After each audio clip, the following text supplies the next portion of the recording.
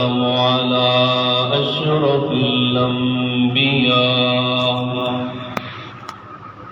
أما بعد فأعوذ بالله من الشيطان الرجيم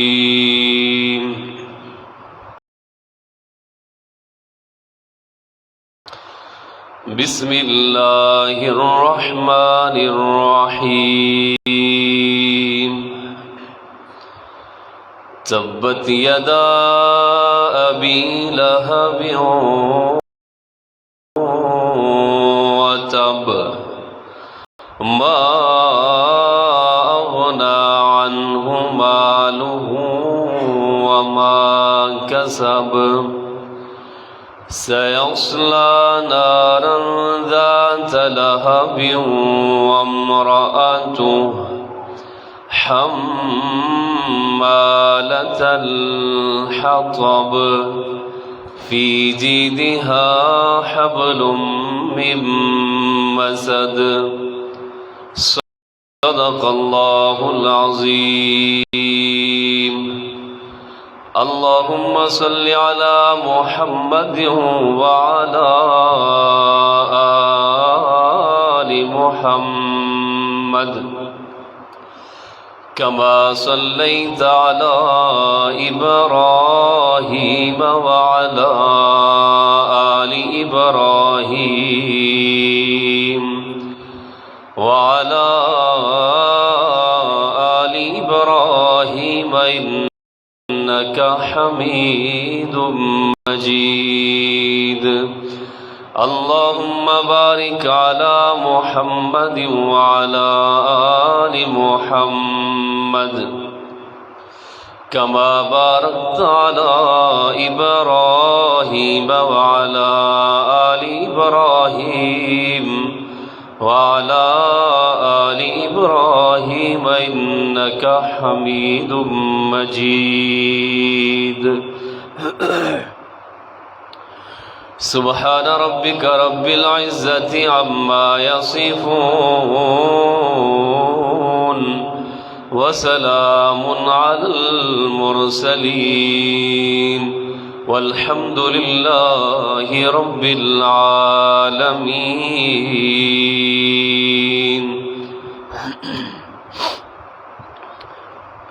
اللہ تبارک و تعالی کی حمد و ثنا نبی کریم صلی اللہ علیہ وآلہ وسلم کی ذات اقدس معطر منور کے اوپر درود و سلام کے بعد قرآن حکیم کی ایک چھوٹی سی سورت سورہ لہب اس کی آپ حضرات کے سامنے تلاوت کرنے کا شرف حاصل ہوا ہے۔ یہ وہ سورت ہے جو نماز کے اندر بہت کثرت سے پڑھی جاتی ہے، تو ضروری ہے کہ ہمیں اس سورت کا ترجمہ، اس کا شان نزول، اس سے واقفیت ہونا ضروری ہے۔ ہمارے ہاں اکثر ساتھی اس بات کا شکوہ کرتے ہوئے نظر آتے ہیں کہ نماز کے اندر ہمارا دل نہیں لگتا، نماز کے اندر توجہ قائم نہیں کر پاتے۔ تو اس کا آسان طریقہ یہ ہے کہ جو صورتیں یا نماز کے جو الفاظ ہیں جن کا ترجمہ آپ کو معلوم نہیں ہے، آپ تھوڑی سی کوشش کر کے ان کا ترجمہ سیکھ لیں تو انشاءاللہ نماز کے اندر جو ہے توجہ آ جائے گی اور آپ کو خشوع اور خضوع کا احساس بھی ہوگا۔ سورہ لہب جیسا کہ نام سے بھی ظاہر ہے کہ یہ سورت نبی کریم صلی اللہ علیہ وآلہ وسلم کے ایک بہت بڑے دشمن ابو لہب کے نام پر سورت رکھی گئی ہے۔ قرآن حکیم کے اندر اللہ رب العزت نے ایمان کا ذکر کیا ہے کفر کا بھی ذکر ہے، جنت کا بھی ذکر ہے، دوزخ کا بھی ذکر ہے، لیکن بہت کم ایسا ہوا ہے کہ اللہ رب العزت نے نام لے کر کسی پر تنقید کی ہو، کسی کو برا بھلا کہا ہو۔ فرعون کا نام آتا ہے، حامان ہے، قارون ہے، ان کے نام اللہ نے لیے ہیں اس لیے کہ یہ لوگ سرکشی کے اندر بہت بڑے ہوئے ہیں۔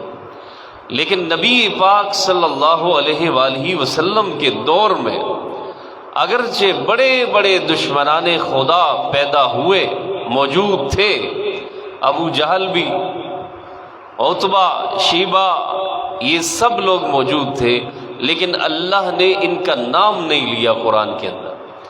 لیکن ایک ایسا شخص ہے جس کا اللہ نے نام لے کر اسے برا کہا ہے اور اس کے لیے سخت الفاظ اللہ نے استعمال کیے۔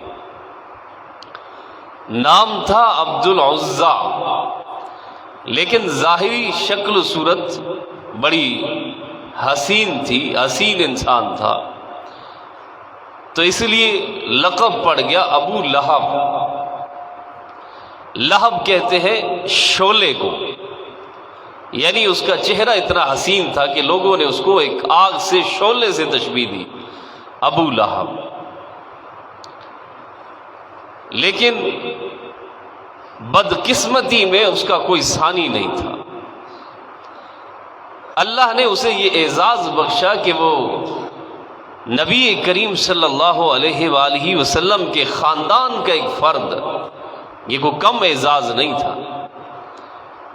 لیکن اس شخص نے بجائے یہ کہ اپنے اس چیز کا احترام کرتا، اس نے نبوت کا مذاق اڑانا شروع کر دیا، اور نبی پاک کو جتنی تکلیفیں اس شخص نے دی ہیں اور جتنے زبان سے تیر اس نے چلائے ہیں، شاید ابو جہل بھی پیچھے رہ گیا۔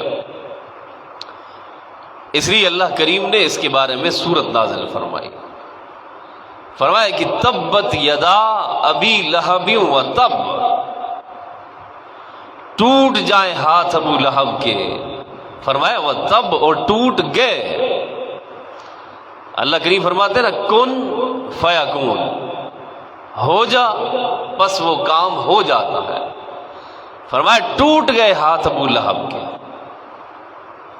نبی کریم صلی اللہ علیہ وسلم کی ذات پر سب سے پہلا پتھر پھینکنے والا ہی ابو لہب تھا۔ آیت کریمہ نازل ہوتی ہے وَأَنذِرْ عَشِيرَتَكَ الْأَقْرَبِينَ، اے میرے حبیب پیغمبر، آپ اپنے خاندان والوں کو، اپنے قریبی جو لوگ ہیں، رشتہ دار ہیں، آپ ان کو اللہ کے عذاب سے ڈرائیے۔ چنانچہ اللہ کے حبیب پیغمبر کوہ صفا پر چڑھے، اور اس وقت ایک معمول تھا، ایک عادت تھی کہ جب کوئی بہت اہم بات کرنی ہوتی تھی تو اس پہاڑی کے اوپر چڑھ کر ایک آواز لگایا کرتے تھے۔ اب جب وہ آواز لگائی جاتی تو جتنے بھی لوگ سننے والے وہ فوراً اس کے قریب آ جایا کرتے۔ وہ آواز کیا تھی کہ واہ صباحا ہو، کہ صبح بڑی خراب ہوگی، صبح بڑی خراب ہوگی۔ اب لوگ فوراً قریب آتے کہ بھائی کوئی جنگ لگنے والی ہے، کوئی معاملہ ہے۔ نبی پاک صلی اللہ علیہ وسلم بھی اس معمول سے واقف تھے۔ آپ اس کوہ صفا پر چڑھتے ہیں اور یہی آواز لگاتے ہیں واہ صباحا، سارے لوگ جمع ہو گئے اور پریشانی کے عالم میں سوال کرتے ہیں کہ کیا مسئلہ بن گیا ہے، کیا کوئی فوج آ رہی ہے مقابلہ کرنے کے لیے؟ اللہ کے حبیب پیغمبر صلی اللہ علیہ وسلم نے دیکھا سارے لوگ جمع ہو گئے۔ آپ نے فرمایا کہ اے قریشیوں، اگر میں یہ کہوں اس پہاڑ کی دوسری سمت سے ایک لشکر ہے جو تمہارے اوپر چڑھائی کرنے والا ہے، کیا میری اس بات کو مانو گے؟ قریشیوں نے ذرا اونچا ہو کے دیکھنے کی کوشش کی، لیکن کوئی لشکر نظر نہ آیا۔ کہنے لگے اے محمد، ہم اپنی آنکھوں کو جھٹلا سکتے ہیں لیکن آپ کی زبان کو نہیں جھٹلا سکتے۔ اگر آپ کہہ رہے ہیں کہ لشکر آ رہا ہے تو پھر واقعی لشکر آ رہا ہے۔ تو اللہ کے حبیب پیغمبر صلی اللہ علیہ وآلہ وسلم نے یہاں پر آیت کریمہ پڑھی، فرمایا بسم اللہ الرحمن الرحیم فإنی نذیر لکم بین یدی عذاب شدید۔ اے قریشیوں، میں تمہارے لیے ڈرانے والا بنا کر بھیجا گیا ہوں تمہارے درمیان میں تمہیں کہتا ہوں بتوں کی پوجا سے باز آ جاؤ، رب العالمین کی وحدانیت کا اقرار کر لو تاکہ اللہ کریم کے عذاب سے تم بچ جاؤ۔ قریشی کہنے لگے اے محمد بتاؤ تو صحیح ہم اللہ کریم کے عذاب سے کیسے بچ سکیں گے، فارمولہ بتائیے نہ کس طریقے سے بچ جائیں گے۔ نبی کریم صلی اللہ علیہ وآلہ وسلم نے فرمایا فارمولہ تو بڑا آسان ہے، قولوا لا الہ الا اللہ تفلحون۔ اے قریشیوں اقرار کر لو، زبان سے بھی اقرار کر لو اور دل سے بھی اقرار کر لو کہ اللہ کے سوا کوئی الہ نہیں ہے، کامیاب ہو جاؤ گے۔ سارے قریشی برا بھلا کہنے لگ جاتے لیکن دور کھڑے ہو کر برا بھلا کہتے، لیکن یہ بدبخت زمانہ ابو لہب قریب آتا ہے، پہلا پتھر مار کر کہتا ہے محمد تبا لک یا محمد، آپ کے ہاتھ ٹوٹ جائیں نعوذ باللہ، کیا آپ نے ہمیں اس کام کے لیے یہاں پر جمع کیا ہے؟ نبی کریم صلی اللہ علیہ وآلہ وسلم بڑے مغموم ہوتے کہ یار غیر تو غیر ہوتے، غیر اگر کوئی بری بات کہہ دے اس پر آدمی اتنا پریشان نہیں ہوتا ہے، لیکن یہ تو میری باپ کی جگہ ہے، یہ تو میرا سگا چچا ہے، پہلے یہی مجھے پتھر مارنے کے لیے آگے اس ظالم انسان نے اس پر اکتفا نہیں کیا ہے، اسی وقت اپنے گھر جاتا ہے اور جا کر اپنے بیٹوں سے کہتا ہے تمہارے نکاح کے اندر جو نبی پاک صلی اللہ علیہ وآلہ وسلم کی بیٹیاں ہیں ابھی جاؤ اور ان کو طلاق دے کر اپنے گھروں سے دھکے مار کر نکال دو۔ باپ بھی بدبخت ہے، بیٹے بھی بدبخت ہیں، اسی وقت نبی پاک کی بیٹیوں کو طلاق دے کر گھر رخصت کر دیا جاتا ہے۔ ذرا دل پر ہاتھ رکھ کے بتائیے ایک باپ سارے جہان کے دکھ برداشت کر سکتا ہے، ساری تکلیفیں برداشت کر سکتا ہے، ساری مصیبتوں کے سامنے سینہ دے کر کھڑا ہو جاتا ہے، لیکن جب بیٹی کو طلاق ہوتی ہے بیٹیاں روتے ہوئے اپنے باپ کے گھر پہ آتی ہیں، باپ یہ صدمے برداشت نہیں کر پا، باپ ایک لمحے میں بوڑھا ہو جاتا ہے، 50 سالہ باپ ایک لمحے میں 70 سال کو پہنچ جاتا ہے، ختم ہو جاتا ہے۔ نبی پاک کی بیٹیوں کو طلاق ہو جاتی ہے، اسی پر اکتفا نہیں ہوتا ہے، ابو لہب اپنی بیوی ام جمیل سے کہتا ہے یہ جو محمد ہے بڑی عجیب باتیں کر رہا ہے، ہمارے بتوں کو برا بھلا کہہ رہا ہے۔ ام جمیل کہتی ہے میں جا کر اس کا علاج کرتی ہوں، اسی وقت جنگل کے اندر جاتی ہے، خاردار جھاڑیاں کاٹ کر لے آتی ہے، جس راستے سے نبی کریم نے گزرنا ہوتا ہے اسی راستے کے اوپر کانٹے بچھا دیتی ہے تاکہ نبی کریم صلی اللہ علیہ وآلہ وسلم کے نرم اور گداز پاؤں جب کانٹوں کے اوپر پڑے تو نبی پاک کو تکلیف ہو۔ لیکن اللہ کریم فرماتے ہیں نا دنیا والوں، میرے نبی کے ساتھ یہ سلوک کرو گے پھر دیکھو میں دنیا کے اندر ہی تمہیں عبرت کا نشان بنا دوں گا۔ یہ ظالم عورت ام جمیل انتہائی ظالم، نبی کریم کو آوازیں کسنے والی ہے، نبی پاک گزرتے تھے یہ آوازیں کسا کرتے، ایک رات رحمت دو عالم صلی اللہ علیہ وآلہ وسلم تہجد کے لیے بیدار ہوئے، لیکن طبیعت خراب ہے، اللہ کے حبیب پیغمبر تہجد ادا نہیں کر پائے۔ یہ بات ام جمیل تک پہنچ جاتی ہے۔ ام جمیل کہتی ہے نعوذ باللہ نعوذ باللہ، کہتی ہے لگتا ہے آج محمد کو اس کے شیطان نے چھوڑ دیا ہے، آج نہیں آیا ہے۔ وہ شیطان جو ہر روز آتا ہے، لگتا ہے آج نبی پاک کو اس نے چھوڑ دیا ہے۔ اللہ کے حبیب پیغمبر بڑے مغموم ہوتے ہیں، بڑے اداس ہوتے ہیں۔ اللہ کریم فرماتے ہیں میرے حبیب پیغمبر آپ اداس نہ ہوں، آپ پریشان نہ ہوں، میں آپ کی دل جوئی کے لیے اپنا قرآن نازل کر رہا ہوں۔ اللہ کریم نے سورہ ضحیٰ نازل کر دی، فرمایا والضحیٰ واللیل اذا سجا۔ اے میرے حبیب پیغمبر، ہم نے آپ کو اتنا روشن چہرہ عطا فرمایا ہے کہ میں آپ کے چہرے کی قسمیں اٹھا رہا ہوں۔ ابو لہب کو تو دنیا والے حسین کہتے ہیں، خاندان والے حسین کہتے ہیں، لیکن میرے حبیب پیغمبر جو جلوے ہم نے آپ کو عطا فرمائے، جو حسن اور جمال آپ کو ہم نے عطا فرمایا ہے، میں بنانے کے بعد اللہ خود تیرے چہرے کی قسمیں اٹھا رہا ہوں۔ والضحیٰ واللیل اذا سجا۔ اور کسی نے کہا ہے حسینہ جمیلہ دم موڑ دیتا، محمد بڑا رب قلم توڑ دیتا۔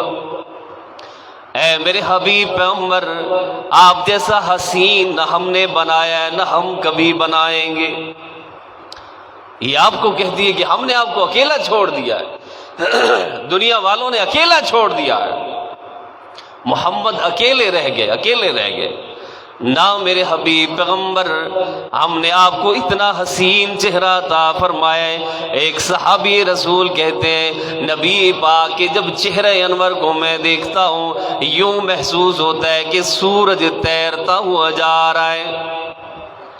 ایک صحابی کہتے ہیں نبی کریم صلی اللہ علیہ وآلہ وسلم کے میں چہرے کو دیکھتا ہوں، رات کا وقت ہے، آپ کے چہرے کو بھی دیکھتا ہوں، 14ویں کے چاند کی طرف بھی دیکھ رہا ہوں، کبھی اس کو دیکھتا ہوں، کبھی نبی پاک کے چہرے کو دیکھتا ہوں۔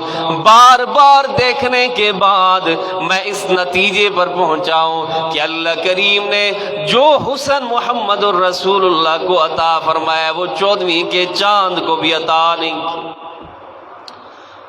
امام زرقانی رحمت اللہ علیہ لکھتے ہیں نبی کریم صلی اللہ علیہ وآلہ وسلم کے حسن و جمال کے بارے میں لکھتے ہیں، کہتے ہیں نبی پاک صلی اللہ علیہ وآلہ وسلم اپنے گھر سے باہر نکلتے ہیں، ایک مقام پر پہنچتے ہیں، چند لوگ وہاں پر موجود ہیں، تاجر ہیں، تجارت کی غرض سے مدینہ منورہ کے قرب و جوار میں آ کر ٹھہرتے ہیں۔ ایک اونٹ پسند آتا ہے، اللہ کے حبیب پیغمبر فرماتے ہیں اونٹ کتنے میں فروخت کرو گے؟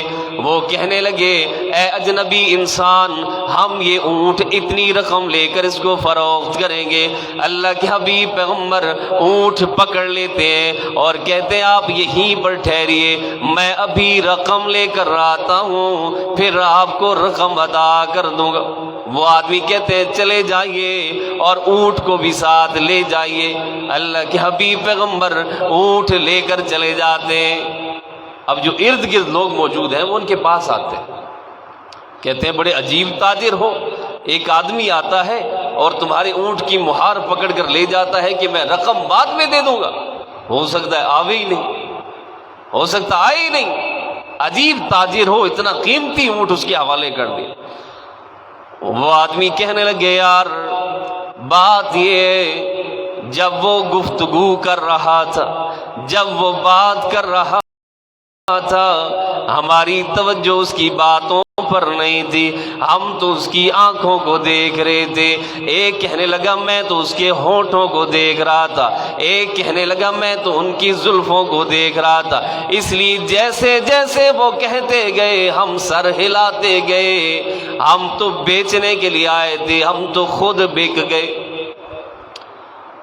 ابھی گفتگو چل رہی ہے، قریب ہی خیمہ موجود ہے، ایک عورت سر باہر نکال کر کہتی ہے تاجروں میری بات سنو، اگر وہ اجنبی انسان اونٹ کے پیسے نہ دینے کے لیے آیا تو اونٹ کی رقم میں دے دوں گی، اونٹ کی رقم اسے لے لینا۔ وہ تاجر بڑے حیران ہو کر کہتے ہیں بی بی کیا ان سے واقف ہو، کیا جانتی ہو یہ آدمی کون تھا؟ وہ عورت کہنے لگی جانتی تو نہیں ہوں، لیکن جس وقت وہ تمہارے ساتھ معاملات کر رہے تھے میں ان کے چہرے کی طرف دیکھ رہی تھی اور میرے دل نے گواہی دی ہے جس کا اتنا حسین چہرہ ہوتا ہے وہ آدمی وعدہ خلاف نہیں ہوتا، اس لیے مجھے یقین ہے وہ لوٹ کر آئے گا۔ چند لمحے گزرتے ہیں، نبی کریم صلی اللہ علیہ وآلہ وسلم آتے ہیں، رقم ادا کر دیتے ہیں تو اللہ کریم نے اتنا حسین چہرہ عطا فرمایا والضحیٰ واللیل اذا سجا ما ودعک ربک وما قلی۔ اے میرے حبیب پیغمبر آپ پریشان نہ ہوئیے، آپ کے رب نے آپ کو تنہا نہیں چھوڑا ہے، خاندان والے جاتے ہیں جائیں، اپنے جاتے ہیں جائیں، غیر چھوڑتے ہیں چھوڑ جائیں، آپ پریشان نہ ہوئیے، آپ کا رب کبھی آپ کو تنہا نہیں چھوڑے گا۔ فرمایا وَلَلْآخِرَةُ خَيْرٌ لَكَ مِنَ الْأُولَىٰ۔ اے میرے حبیب پیغمبر آپ کا ہر آنے والا دن گزرے ہوئے دن سے میں اللہ حسین بنا دوں گا اور میں آپ کو اتنا عطا کروں گا وَلَسَوْفَ يُعْطِيكَ رَبُّكَ فَتَرْضَىٰ، آپ کو اتنا عطا کروں گا میرے حبیب پیغمبر کہ آپ راضی ہو جائیں گے۔ ایک طرف تو اللہ کریم تسلیاں دے رہا ہے اپنے حبیب پیغمبر کو، لیکن وہ خاندان، لیکن ابو لہب اور اس کی فیملی، اللہ کریم ان کے خلاف بھی قرآن نازل کر رہا ہے۔ اے میرے حبیب پیغمبر جنہوں نے آپ پر ہاتھ اٹھایا ہے، آپ پر آوازیں کسی ہیں، ان کے بارے میں بھی میں قرآن نازل کر رہا ہوں۔ تبت یدا ابی لہب وتب، ٹوٹ جائے ہاتھ ابو لہب کے، اور اللہ کریم فرماتے ہیں وتب، اور ہاتھ ٹوٹ گئے، برباد ہو گیا۔ کیسے برباد ہوا؟ غزوہ بدر ہے، آپ نے پڑھ رکھا ہے، مسلمانوں سے جنگ ہوتی ہے، ابو جہل بھی مارا جاتا ہے، بڑے بڑے کفار مارے جاتے ہیں، لیکن ابو لہب کا ذکر کوئی نہیں ملتا ہے۔ آپ نے کبھی پڑھا بدر کی لڑائی میں ابو لہب کیا کر رہا تھا؟ تو ابو لہب جو ہے اس نے بدر کی لڑائی میں شرکت ہی نہیں کی۔ اب آیات تو نازل ہو چکی تھی، اسے پتا تھا کہ ہونا تو میرا چنگا سلوک کوئی نہیں، کہیں ایسا نہ ہو کہ بدر کی لڑائی میں میں مارا جاؤں۔ اس نے کہا میں اپنے گھر میں ہی بیٹھوں گا، لیکن اللہ کریم فرماتے تو بے شک گھر کے اندر بھی بیٹھ جا، قضا اور میرا عذاب جو ہے تجھے تیرے گھر کے اندر بھی وہ ہے پہنچ کر رہے۔ پھر اللہ کریم نے اس آدمی کو ابو لہب کو طاعون کی بیماری کے اندر مبتلا کر دیا، طاعون، اور روایات کے اندر ملتا ہے کہ اس کا جسم گلنا شروع ہو گیا، سڑنا شروع ہو گیا، حتیٰ کہ اس کے گھر والے وہ سارے کے سارے جو ہے اس سے ہٹ گئے، اس کو اکیلا چھوڑ دیا، اور وہیں تڑپتے تڑپتے اس نے کیا ہے وہیں پر جان دے۔ اور یہ بھی کتابوں میں لکھا ہوا ہے کہ ابو لہب کو گھسیٹ کر لے کر گئے اور ایک گڑھے کے اندر اس کو ڈال دیا۔ اللہ کریم فرماتے ہیں جو میرے نبی کی شان کے اندر گستاخی کرتا ہے میں اللہ اس کے ساتھ پھر یہ سلوک کرتا ہوں۔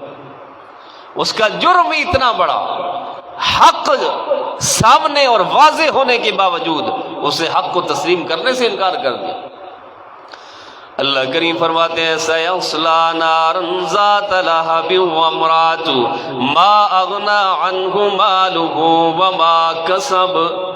ابو لہب کے ہاتھ ٹوٹ گئے اور اس کے مال نے اسے کوئی فائدہ نہیں دیا ہے۔ کیا مطلب؟ ایک آدمی کہنے لگا ابو لہب سے، تمہیں اچھی طرح معلوم ہے کہ نبی پاک برحق ہیں، وہ نبی سچے ہیں، وہ صادق اور امین ہے، اور تو جھوٹا اور لعین ہے، اس کے باوجود تو حق تسلیم نہیں کرتا۔ ابو لہب کہنے لگا یار مسئلہ یہ ہے، نبی پاک بھی دنیا سے رخصت ہو جائیں گے، میں بھی مر جاؤں گا، قیامت والے دن اگر یہ بات واضح ہو جاتی ہے کہ محمد سچے ہیں میں جھوٹا تھا، میں اس وقت مال دے کر، اپنا مال دے کر اپنی جان چھڑوا لوں گا۔ ابو لہب نے بھی شاید کوئی قیامت والے دن کو سمجھا کہ یہ کو تھانے میں جانا ہے پیسے دے کے جان چھوڑ جائیں گے، یا اکاؤنٹ آفس میں جانا ہے کہ 150 دے کر جان چھوٹ جائے گی۔ اللہ کریم فرماتے ہیں نانا ما اغنا عنہ مالہ، یہ مال فائدہ نہیں دیتا ہے۔ نبی کریم صلی اللہ علیہ وسلم نے فرمایا دنیا والوں، جب آدمی مر جاتا ہے 3 چیزیں اپنے ساتھ لے کر گھر سے نکلتا ہے، مال ہے، رشتہ دار ہیں، یہ دونوں چیزیں قبر تک جاتی ہیں پھر واپس آ جاتی ہیں۔ جو چارپائی ہے جو چیزیں واپس آ جاتی ہیں، رشتہ دار بھی واپس پلٹ آتے، بلکہ رشتہ دار تو اتنی جلدی کہتے ہیں کہ 9 بجے کا ٹائم ہے تے 9:05 ہو گئے نالے دفنایا نہیں تسی، جلدی دفنائے، ہمیں اور بھی بڑے کام کرنے۔ لیکن اللہ کے حبیب پیغمبر نے فرمایا ایک چیز ایسی ہے جو قبر کے اندر بھی کام آنے والی ہے، وہ ہے تمہارے نیک اعمال جو اس دنیا کی مختصر زندگی کے اندر کرتے ہو، پھر قبر کی جو عمر قید ہے اس کے اندر یہ نیک اعمال تمہارے کام آئیں گے، ورنہ مال تو چھوڑ جاتا ہے۔ یہ ابھی دبئی کا خلیفہ دنیا سے رخصت ہوا، جس کے جو اثاثے تھے 18 ارب ڈالر، 18 ارب ڈالر، ہمارے تو کھربوں روپے بنتے ہیں، لیکن وہ کیا ہے، یہ جو برج خلیفہ بنا ہوا ہے یہ بھی اسی کے نام سے منسوب، سارا کچھ چھوڑ کر اس کی قبر دیکھیے، وہ مٹی کی قبر ہے چھوٹی، جیسے عام بندے کی قبر ویسی اس کی قبر ہے، ساتھ اپنے کچھ بھی نہیں لے کر گیا۔ یہ کھربوں روپیہ یہی رہ جائے گا، ورثاء میں تقسیم ہوگا، بس پیسے جوڑ کے ایک وقت آتا ہے کہ آدمی کو اللہ کریم اتنا وقت بھی نہیں دیتے کہ وہ کوئی وصیت کر سکے۔ موت تو ایک لمحے کی بھی تاخیر جو ہے وہ نہیں کرتی، لا یستأخرون ساعۃ ولا یستقدمون، نہ جلدی نہ تاخیر، جب آ گئی تو پھر آ گئی، پھر کوئی صورت نہیں ہے بچنے۔ تو ابو لہب نے کہا جان چھوٹ جائے گی، مال دے کر جان چھڑا لوں گا۔ اللہ کریم فرماتے ہیں نانا ما اغنا عنہ مالہ وما کسب سیصلی نارا ذات لہب وامرأتہ، اللہ کریم فرماتے ہیں ان قریب بھڑکتی ہوئی آگ کے اندر میں ڈالوں گا، ابو لہب کو بھی ڈالوں گا اور اس کی بیوی کو بھی ساتھ ڈالوں گا۔ جب آپ یہ آیات پڑھا کریں نا نماز میں تو وامرأتہ کیا ہے، ذات لہب وامرأتہ، یہاں وقف کیا کریں، بعض لوگ وقف کر دیتے ہیں ذات لہب پھر آگے پڑھ رہتے ہیں وامرأتہ حمال، بہتر یہ ہے کہ ذات لہب وامرأتہ، ابو لہب اور اس کی بیوی، میاں بیوی نے اکٹھا رکھیا کرو، الگ نہ کیا کرو، وہ بھی دوزخ میں کیا ہے اکٹھے رہے۔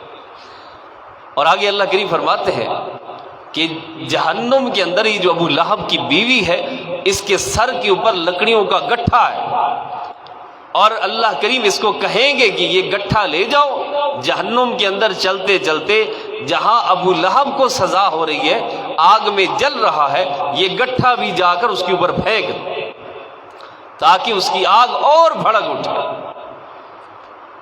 کیونکہ نبی پاک صلی اللہ علیہ وسلم کی دشمنی کے اندر ان میاں بیوی دونوں نے انتہا کر دی تھی۔ اللہ کریم فرماتے ہیں فی جیدہا حبل من مسد، اس کے گلے کے اندر بٹی ہوئی رسی ہوگی، اس عورت کے گلے کے اندر رسی ڈالی ہوئی ہوگی، تو نبی پاک صلی اللہ علیہ وسلم کی جو بھی گستاخ ہے نبی کی شان کے اندر گستاخی کرنے ان کو اللہ کریم ایسے سزا۔ بہرحال وقت بھی پورے ایک ساتھ ہی کہنے لگے، گزشتہ جمعے پر قاری صاحب لمبی تقریر کی تھی، کرواسی آنے آتے تقریر ختم ہی ہو گئی۔ تو وجہ یہ ہے کہ میں چونکہ سکول میرا بڑا دور ہے، وہاں سے 1 گھنٹہ لگتا ہے آتے ہوئے، تو اس لیے بات کو ذرا جلدی جلدی کرنا میری بھی مجبوری ہوتی ہے اور خواہش ہوتی ہے کہ جو وقت دیا ہے اس پر ہی بات ختم کر لیں۔ اللہ کریم عمل کی توفیق عطا فرمائے۔ آخر دعوانا ہے۔